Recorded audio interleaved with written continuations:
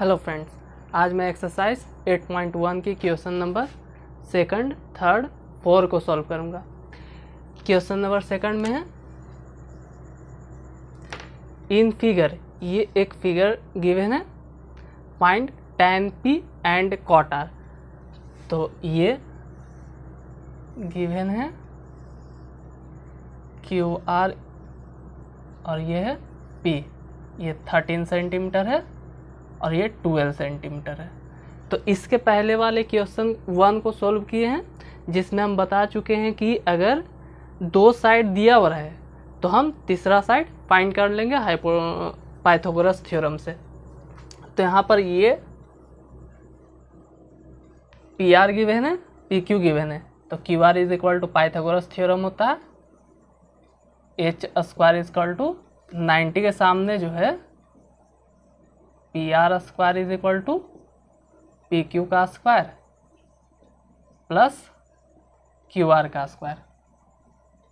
तो यहाँ पर P R is equal to है 13 का square is equal to P Q is equal to है 12 प्लस क्यू आर का स्क्वायर। तो ये हो जाएगा 169 इज इक्वल टू 12 का होता है 144 प्लस क्यू आर का स्क्वायर। तो क्यू आर का स्क्वायर इज इक्वल टू, ये जो 144 है इसको हम इधर ला रहे हैं, तो ये हो जाएगा 169144 25। तो Q R is equal to, अब 25 का स्क्वायर रूट होता है 5, तो यहाँ पर ये हो गया 5 सेंटीमीटर। तो यहाँ पर हम सभी साइड को निकाल लिए, तीनों साइड हमको दिख रहा है। अब यहाँ पर फर्स्ट में निकालना है tan p minus cot r। तो पहले हम tan p का वैल्यू फाइंड कर लेते हैं, फिर cot r का वैल्यू फाइंड कर लेते हैं। तो यहाँ पर हो जाएगा tan p is equal to, tan का वैल्यू होता है परपेंडिकुलर बाय बेस, परपेंडिकुलर को p से डिनोट करते हैं और बेस को b से डिनोट करते हैं। तो यहाँ पर एंगल हम बता चुके हैं कि एंगल के अकॉर्डिंग परपेंडिकुलर और बेस होता है।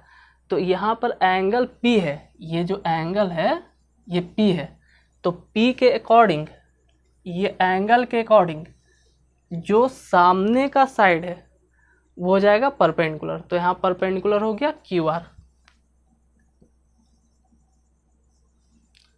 और बेस यहाँ पर हो जाएगा, ये तो हमेशा हाइपोटेनस होगा, तो बेस हो जाएगा PQ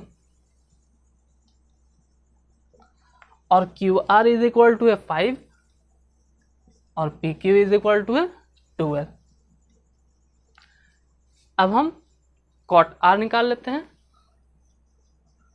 कॉट आर, तो tan theta is equal to होता है परपेंडिकुलर बाय बेस, तो cot theta is equal to हो जाएगा बेस बाय परपेंडिकुलर, उल्टा हो जाता है tan का, तो बेस बाय परपेंडिकुलर। तो यहाँ पर बेस इज इक्वल टू, अब हमें एंगल यहाँ पर आर है, ये जो एंगल है आर है, तो आर के अनुसार ये एंगल आर के अकॉर्डिंग इसके सामने जो साइड होगा वो परपेंडिकुलर होगा। 90 के सामने ये हो जाएगा परपेंडिकुलर, 90 के सामने हमेशा हाइपोटेनस, और जो साइड बच गया, ये साइड बच गया, तो ये हो जाएगा बेस। यहाँ पर एंगल के अकॉर्डिंग बेस और परपेंडिकुलर चेंज होता है। तो यहाँ पर हो गया बेस इज इक्वल टू 5 और परपेंडिकुलर इज इक्वल टू 12। अब निकालनी है tan p minus cot r, tan p minus cot r is equal to, तो tan p यहाँ पर है 5/12 minus cot r is equal to 5/12। तो दोनों को अगर माइनस करेंगे, प्लस माइनस से कैंसिल हो जाएगा, तो इसका वैल्यू 0 होगा। अब क्वेश्चन नंबर थर्ड को सॉल्व करते हैं।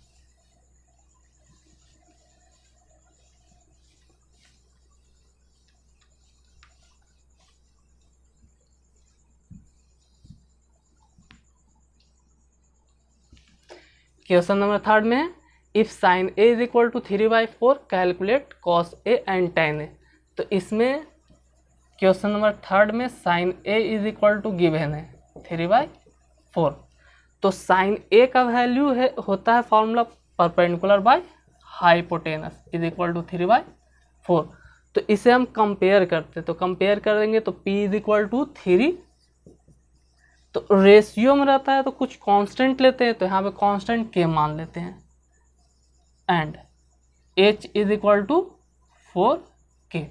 तो यहाँ पर परपेंडिकुलर है और हाइपोटेनस दिख रहा है, लेकिन यहाँ बेस नहीं दिख रहा है, तो हम पहले इसमें बेस फाइंड कर लेते हैं।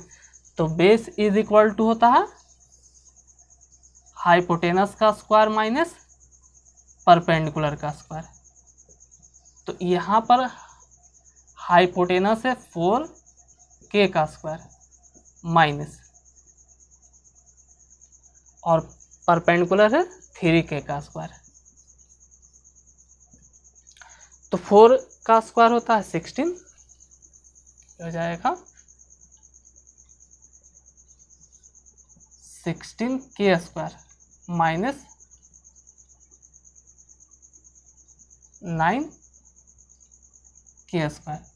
तो दोनों को अगर माइनस करते हैं तो 7 आ जाएगा, 7 और k स्क्वायर। तो k स्क्वायर है तो रूट से ये बाहर आ जाएगा, √7 के। अब यहाँ पर हमें तीनों निकल गया, एक परपेंडिकुलर भी, हाइपोटेनस भी और बेस, तीनों हम फाइंड कर लिए हैं। अब कॉस ए हमें निकालना है, कॉस ए। तो यहाँ पर भी एंगल ए है, यहाँ पर भी एंगल ए है, तो ये साइन के लिए जो परपेंडिकुलर हाइपोटेनस बेस है वही कॉस ए के लिए भी वही चीज़ होगा, क्योंकि यहाँ पे एंगल दोनों सेम है। तो ये हो जाएगा बेस बाय हाइपोटेनस। तो इसके लिए बेस है जो √7 के है और हाइपोटेनस है 4 के। तो ये और ये कैंसिल, तो इसका हो जाएगा √7/4। अब फिर हमें tan a निकालना है, तो tan a का फॉर्मूला होता है perpendicular by base. tan a is equal to perpendicular by base. इसमें भी एंगल a है, इसमें भी एंगल a है, तो दोनों में एंगल सेम है। तो जो इसके लिए अप्लाई हुआ है परपेंडिकुलर हाइपोटेनस बेस, वही चीज़ इसके लिए भी अप्लाई होगा। तो परपेंडिकुलर इज इक्वल टू है 3k और बेस इज इक्वल टू है √7 के कैंसिल, ये हो जाएगा √3/√7। अब लास्ट 4 का है given 15 cot a is equal to 8, find sine a and sec a। तो क्वेश्चन नंबर 4 को सोल्व करते हैं।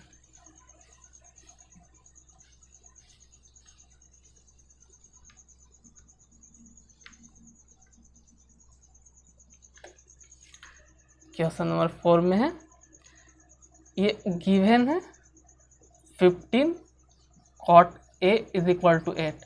तो कोई भी नंबर अगर मल्टीपल में हो तो ये डिनोमिनेटर में आता है। तो cot a is equal to 8/15। अब cot का फॉर्मूला होता है बेस बाय परपेंडिकुलर 8/15। तो यहाँ पर भी रेशियो में है, तो यहाँ भी के लेके चलेंगे। तो b इज इक्वल टू हो जाएगा 8k और p इज इक्वल टू हो जाएगा 15k। तो यहाँ बेस और हाइपोटेनस, बेस और परपेंडिकुलर दिख रहा है, यहाँ पर हाइपोटेनस नहीं है, तो हाइपोटेनस का पहले निकाल लेते हैं। तो hypotenuse is equal to base perpendicular का स्क्वायर प्लस बेस का स्क्वायर। अब परपेंडिकुलर इज इक्वल टू है 15k प्लस और बेस इज इक्वल टू है 8k।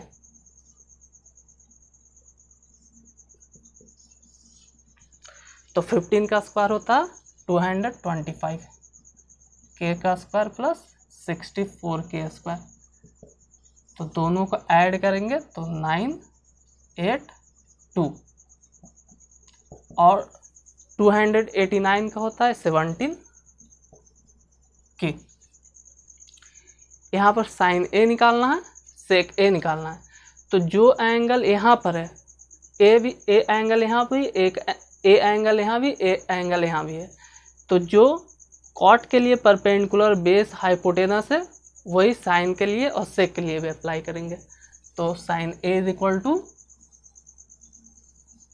फर्स्ट में हमको निकालना है साइन ए। तो sine A is equal to perpendicular by hypotenuse. तो ये हो जाएगा परपेंडिकुलर बाय हाइपोटेनस। तो यहाँ परपेंडिकुलर इज इक्वल टू है 15 के और हाइपोटेनस इज इक्वल टू है 17 के कैंसिल, 15/17। अब फिर सेक ए निकालना है। तो कॉस थीटा का फॉर्मूला होता है बेस बाय हाइपोटेनस। तो सेक का हो जाएगा उसका उल्टा, हाइपोटेनस बाय बेस। तो यहाँ पर हाइपोटेनस इज इक्वल टू है 17 के और बेस इज इक्वल टू है 8 के। तो ये के कैंसिल, 17/8, सेकंड आंसर ये हो जाएगा।